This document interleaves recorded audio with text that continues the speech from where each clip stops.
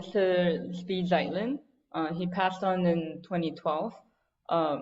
So when going into Eastman, I was completely, I guess, ignorant into what I was getting. I didn't know who he was, or like just sort of.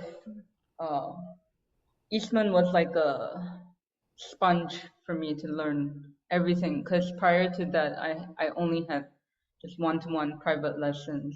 And I think my first teacher was also very influential in the sense that he taught me um, kindness and just have fun with playing different pieces, because I was a very lazy kid, So even when I didn't practice, he would find different ways during the lesson to, just get me to play and enjoy the music. So I think that's super crucial for how I approach all my students now too. So like what Brendan mentioned, when he went to Juilliard, uh, it's a different level. So at Eastman, that's when I got completely deconstructed by my mentor, Right. because it's like I don't know anything. I Yeah. really don't know. And then it's like deconstruction and reconstruction. So he because he cared so much about us, like every student, and he cared so much about music. It's not about politics, not about nothing like that. Just pure dedication. So an example would even be like, we have like all those spring breaks, winter break. Winter break is 1 month or something. A lot Yeah, of time for colleges, yeah. yeah. So I was from Singapore, so uh sometimes I don't get to go home, right?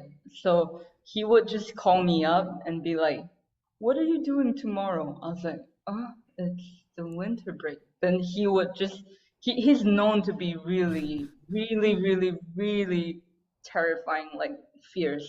He would be screaming at the top of his lungs. That kind of old Mm-hmm. school. Mm-hmm. Yeah, but he's basically like an old grandpa for me, Yeah. because when I studied with him, he's already 82. Uh, Yeah. So my first teacher too was an older like grandpa figure. mm-hmm. So but he just cares. I think that's the biggest thing. Um, when someone truly cares about your well-being, there's no way that you're not gonna change. There's no way that you're not gonna absorb, because he always tells me also like, you're not curious enough, and I would talk back to him. I'll be like, what do you mean? I'm learning this. I come for lesson like 3 times a week. You call me back 3 times a week. And we would just have like this huge argument. you know yeah, and yeah, so the winter break thing here is like, what is a break? There's no break in my life. Come back for lesson. I'm like, "Oh."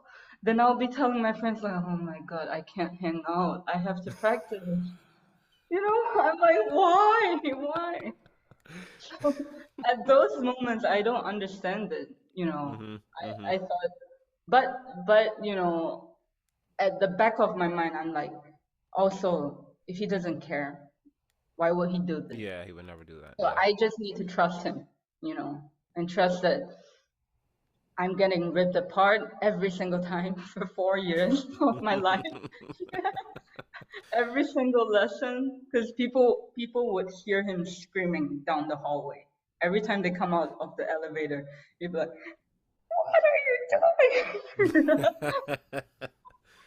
That's not how you play. But I didn't pass on that kind of That same way of teaching. Yeah. yeah, but it's the same fire, Mm-hmm. like caring, like really concerned about Mm-hmm. the well-being. Yeah. Like one time, you know, he I think it was my third year or fourth year.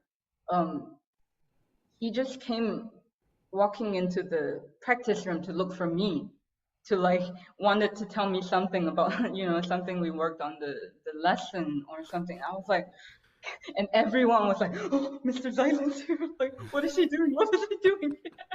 You know, that there was fear, but then you know it's all good. It's, Mm-hmm.